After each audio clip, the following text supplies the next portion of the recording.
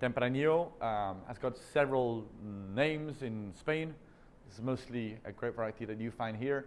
You will have it Tinta de Toro, you will have Tinta del País. So you've got several names for the same grape variety. So a very popular grape variety that always accounts for the majority of the blends in Rioja. In this specific case of the 2011, it represents 84% of the blend. And for the Mazuelo, the remaining one, so 16%.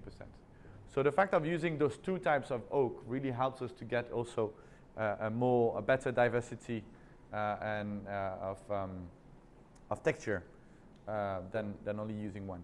And that was the main decision that was made in 2001. Before 2001, the Castillo Ygay were a special selection of the barrels.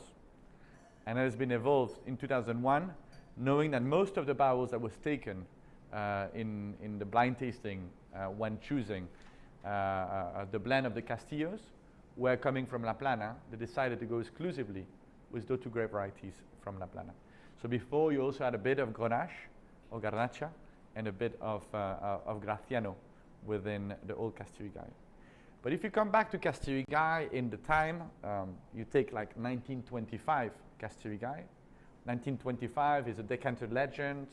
It's a wine that has been extremely praised by the critics. And it's a wine that was released, if I remember well, in 1967.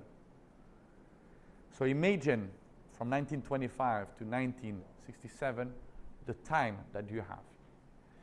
And those wines were kept for all those years in those barrels, in which, of course, the influence of the barrels become very, very limited. Like the Castillo Ygay white, the influence of the barrel remains very, very, very limited. Of course, in the first years, but then it's progressively, it's just a fact of having a very progressive evolution on the wines.